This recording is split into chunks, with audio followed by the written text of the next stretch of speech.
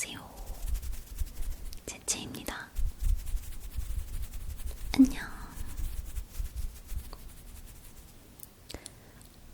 오늘은 제가 지금 이제 자기 전에 책 좀 읽어보려다가 여러분들이랑 책 같이 읽고 싶어가지고 카메라를 켜게 되었습니다.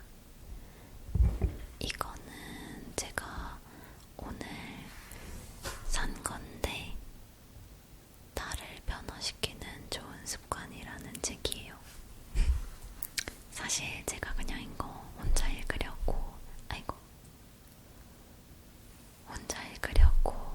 대충 잠옷 입고 그렇게 완전 후레하게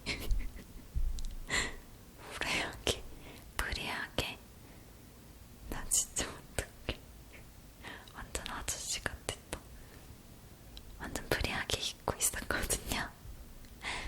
근데 촬영하는데 그걸 입고 할 수는 없을 것 같아가지고 옷 갈아입었는데 하필 반팔이라서 조금 추워요.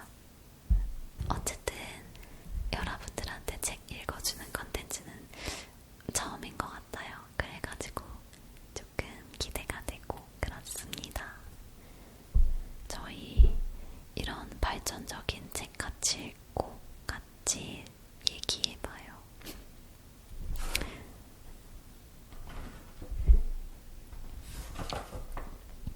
여러분들 책 좋아하시나요? 어쩌면 이 영상이 제 영상들 중에 가장 수면제 영상이 될 수도 있겠네요. 책만 보면 졸린 사람들이 있잖아요. 그쵸? 저도 원래 소설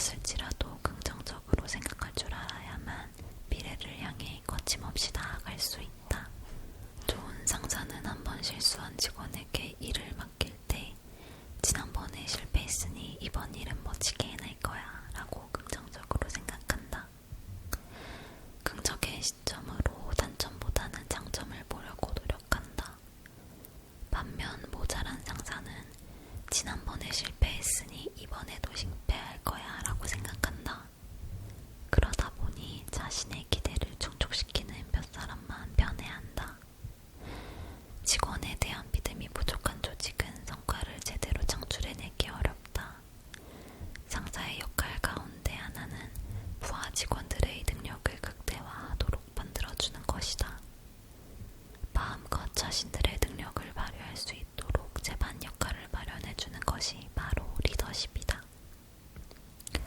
부하 직원이 못 믿어워서 자신의 소매를 직접 걷어붙이고 일을 처리해야 직성이 풀리거나 몇 사람만 편애한다면 리더십에 문제가 있다고 봐야 한다. 이런 사람은 제대로 된 관리 시스템이 갖추어진 회사에서는 자리 보존하기조차 힘겹다. 기껏해야 하위 관리자다. 신중한 것과 긍정적인 것은 다르다. 잘 되는 회사는 사람을 뽑을 때 신중하고 일단 사람을 뽑았으면 전적으로 신뢰한다. 이러한 풍토가 조성되어야만 조직원들이 자신의 역량을 10분 발휘할 수 있다. 부정적인 사고방식은 젊고 패기 넘치는 직원에게서도 쉽게 찾아볼 수 있다. 지나친 자신감과 과도한 승부욕으로 말미암아 동료나 부원 직원을 불신한다. 하지만 무슨 일이든 과하면 화를 부르게 마련이다. 사촌이 땅을 사면 배가 아프다라는 속담이 있다. 당신도 사촌이 땅을 사면 배가 아픈가? 그렇다면 당신은 못난 사람이다. 사촌이 가난하면 당신에게 도움을 청할 것이다. 어쩌면 빚 보증을 더 달라고 부탁할지도 모른다. 그런 사촌을 보며 우쭐해한다면 당신은 성공 자질이 부족한 사람이다. 사촌이 너보다 잘 살면 실보다 득이 많다. 사촌이 땅을 사서 돈을 벌었다면 아무에게도 알려주지 않은 노하우를 귀띔해 줄 수도 있다. 또한 사촌이 그 땅을 관리해달라고 부탁할 수도 있다. 성공한 사람 중 실제로 그런 인물이 있다. 사촌이 관리해달라고 맡긴 땅을 주차장으로 활용해서 돈을 벌었다. 그는 그 돈을 종잣돈 삼아 사업을 시작했고 마침내 직원이 몇천 명에 이르는 회사의 주인이 되었다. 긍정적인 사고방식을 지녀라. 편견을 깨면 당신이 지금까지 봐왔던 세상보다 훨씬 넓은 세상이 보일 것이다. 이러한 내용이었습니다, 여러분. 왠지 옛날에 학교 다닐 때 교과서 읽는 거 시키잖아요. 국어 시간 같을 때.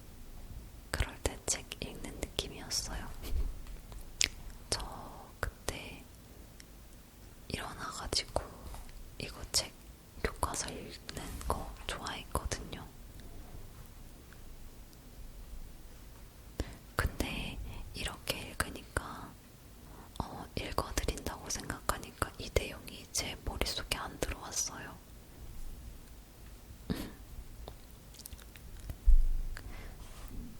어쨌든 이번에는 챕터 2 성공을 위한 실전 법칙에 있는 소제목 중에 골라보겠습니다. 칭찬은 나를 빛나게 한다 읽어드릴게요. 이는 언제부터인가 한국인이 잘 쓰는 표현 중 하나다. 거의 습관적으로 사용한다. 길거리에서 옷깃만 스쳐도 무의식적으로 튀어나온다. 식당이나 도로에서 가로막고 있는 사람을 지나치려고 할 때에도 말이 먼저 튀어나온다. 물론 남에게 배를 끼치지 않고 살아가겠다는 것이니 나쁘지 않다. 공중도덕과 예의를 지키며 살겠다는 걸 나쁘다고 할 수는 없다. 그런데 곰곰이 생각해보면 그리 유쾌하지는 않다. 좋은 건 배워야겠지만 점점 일본인의 국민성을 닮아가는 것 같아서다. 일본인은 어려서부터 공공질서를 지키도록 귀에 못이 박히게 교육받는다. 그들의 철저한 질서의식은 선진적이기는 하지만 다른 측면에서 보면 일종의 자기방어다. 누군가에게 트집 잡힐 빌미를 제공하지 않기 위함이다. 한국인의 국민성은 당천적이며 활달하다. 그런데 자꾸만 죄송합니다를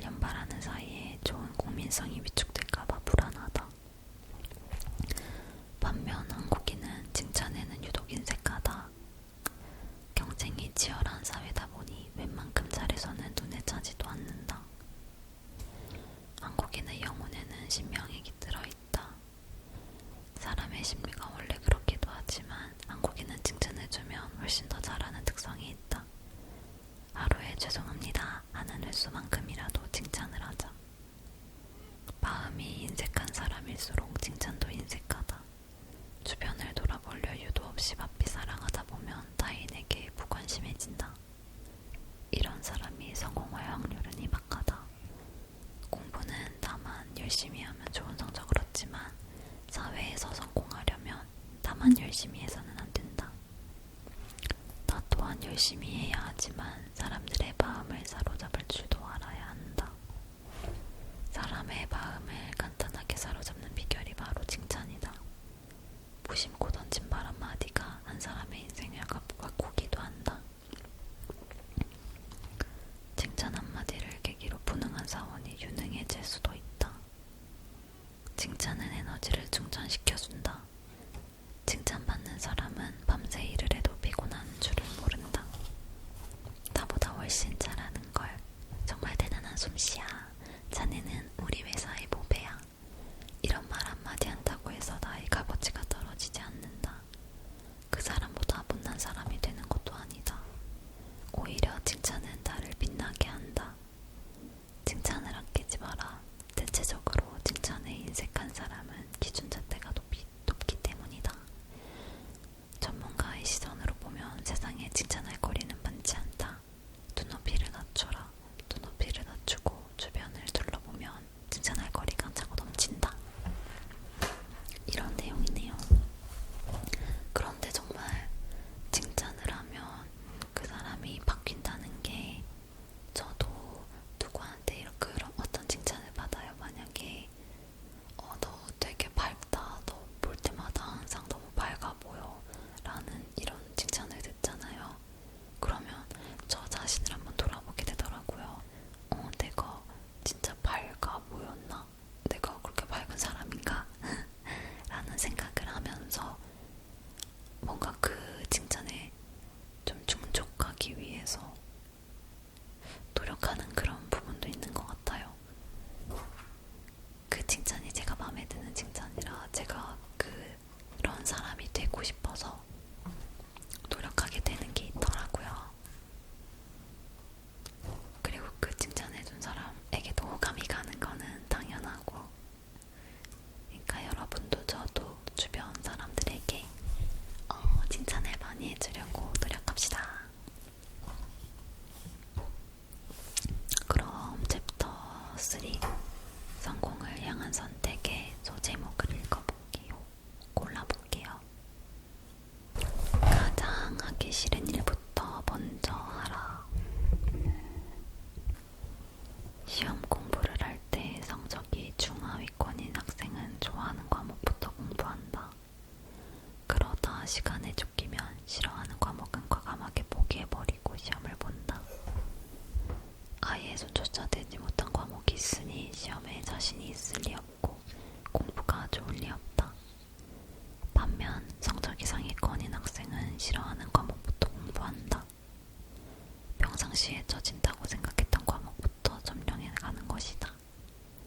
시작하기도 어렵고 공부하는 과정도 힘겹다.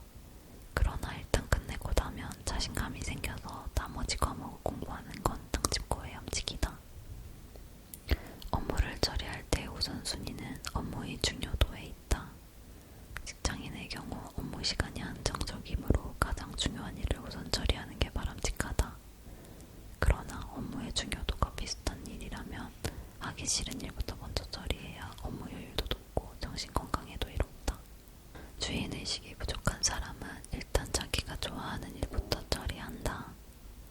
싫어하는 일은 최대한 뒤로 미룬다. 그렇게 며칠 지나면 모든 게 엉망진창이 된다. 일은 많이 했는데 정작 중요한 일을 빼놓았기 때문이다. 주인의식이 확실한 사람은 어차피 해야 할 일, 가장 하기 싫은 일부터 해치운다.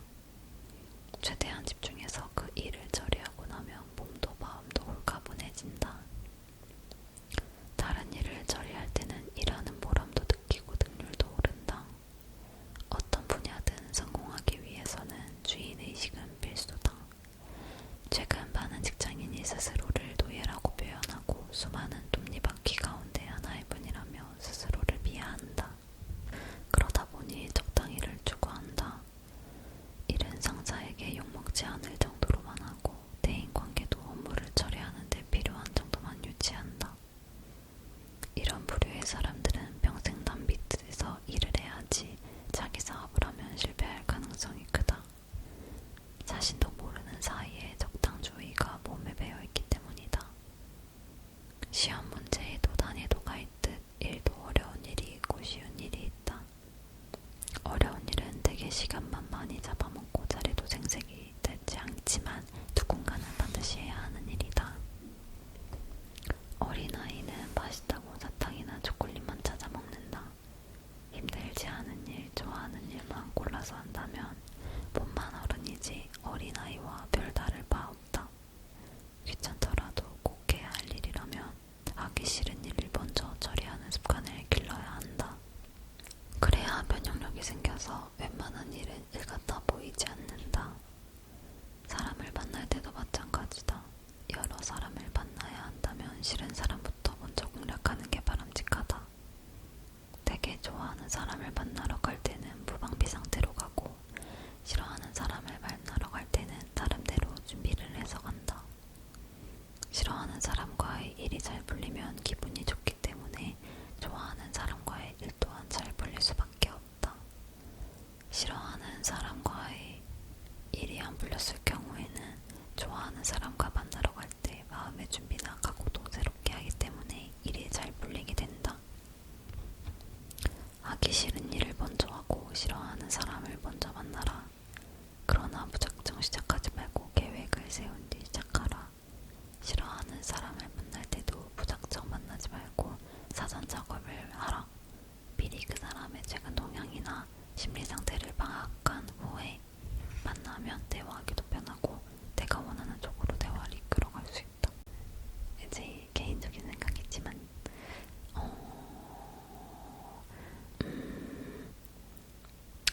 네, 잘 모르겠어요. 싫어하는 일을 먼저 하라. 뭔가 어떤 얘기를 할지 궁금했는데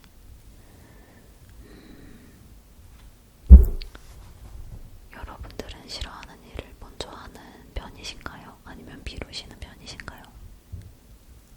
저는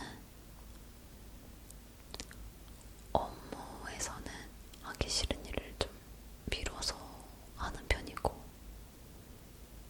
개인적인 일로는 싫어하는 일을 먼저 하는 편인 것 같아요.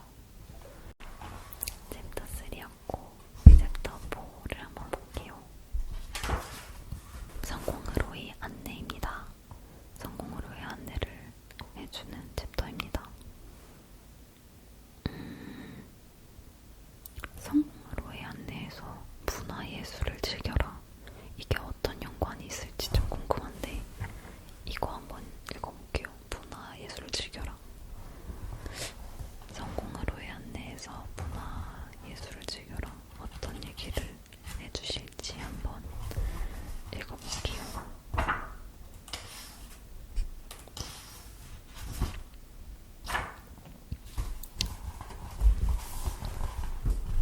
문화예술을 즐겨라. 인류 역사는 생존을 위한 투쟁사다. 그럼에도 문화예술이 꾸준히 이어져 올 수 있었던 비결은 인류에게 무한한 영감을 불어넣어줬기 때문이다. 정보화 시대에는 창의력이 그 어느 때보다 중요하다. 한 사람의 아이디어가 1만 명, 10만 명을 먹여 살릴 수 있는 사회가 바로 정보화 사회다. 창의력의 근간은 상상력이다. 상상력이란 영감을 통해서 발현된다. 영감에는 수많은 종류가 있다. 문화예술을 통해 얻는 영감은 예술가를 통해서 한 차례 걸러졌거나 예술가의 혼이 담겨있다. 즉 시대 정신을 반영하고 있는 경우가 많아서 활용 가치가 높다. 한국 사회에서 근래 들어 부쩍 많이 사용하고 있는 용어 중 하나가 창조다. 창조 경영이나 창조 경제라는 말이 자연스럽게 언론과 대중의 입에 오르내린다. 창조 경영대상이라는 이름이 상이 생기고 창조경제혁신센터가 전국 각지에서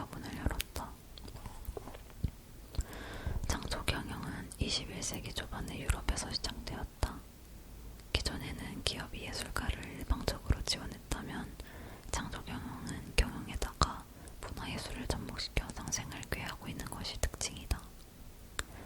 포틀랜드 제너럴 일렉트릭의 발전소 예술 프로젝트는 지역의 예술가들에게 오리건주의 발전소를 그림 등으로 표현하게 하는 활동을 통해서 예술가를 지원했다.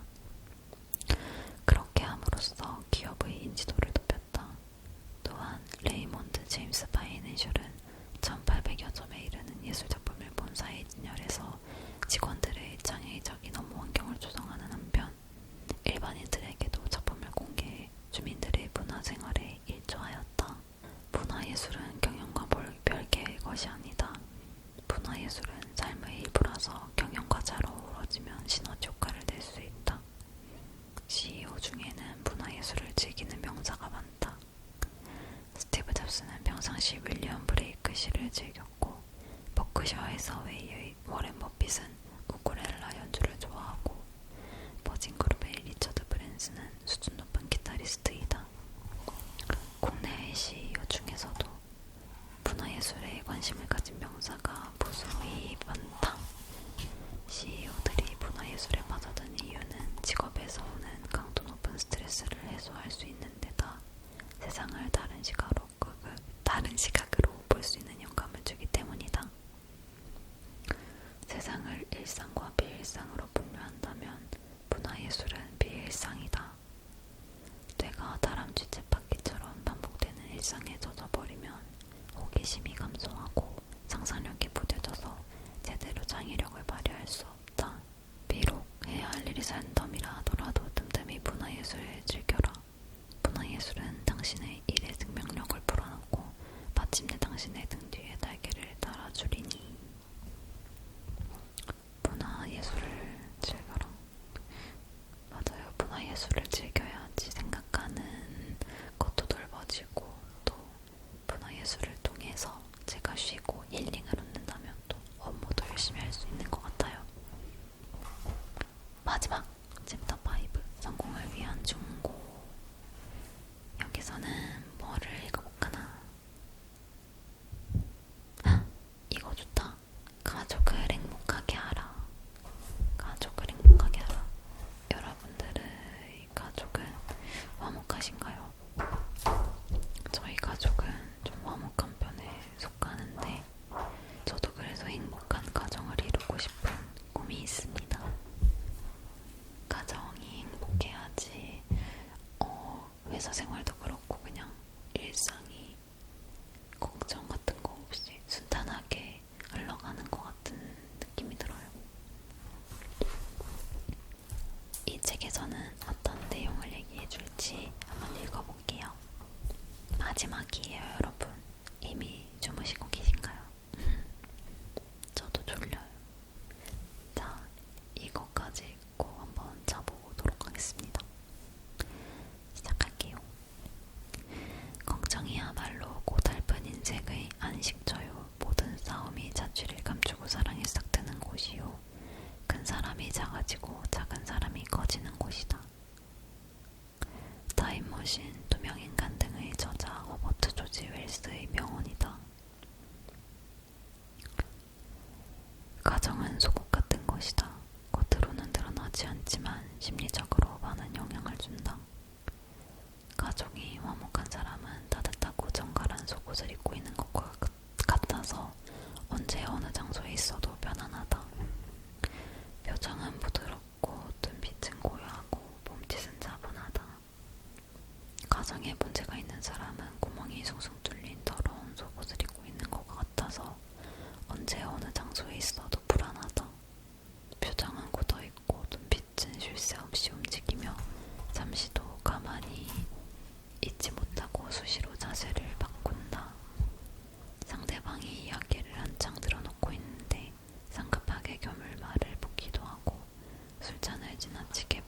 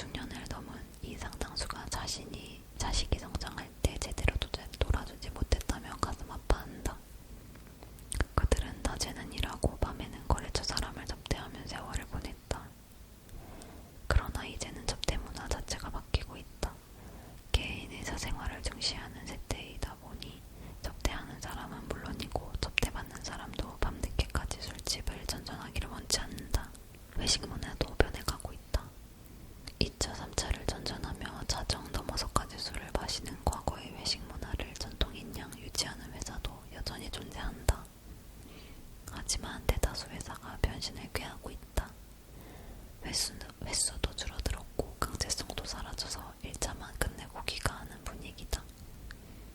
야근이나 주말 근무도 점차 줄어드는 추세라서 상대적으로 가족과 함께 할 수 있는 시간이 부쩍 늘어났다.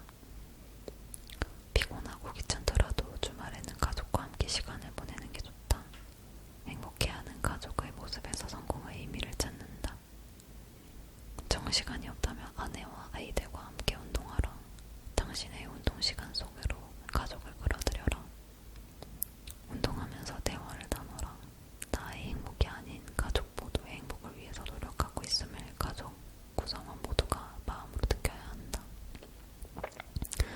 그래야만 훗날 이기적이고 독단적인 사람이라는 비난을 피할 수 있다. 가족의 행복을 위해서 뼈빠지게 일했는데 노년의 식구들로부터 따돌림을 당한다면 얼마나 가엾은 인생인가. 한 달에 한두 번만이라도 가족과 함께 주말을 보내라. 그날은 대통령과의 특별 면담이라고 생각하면서 온전하게 비워둬라.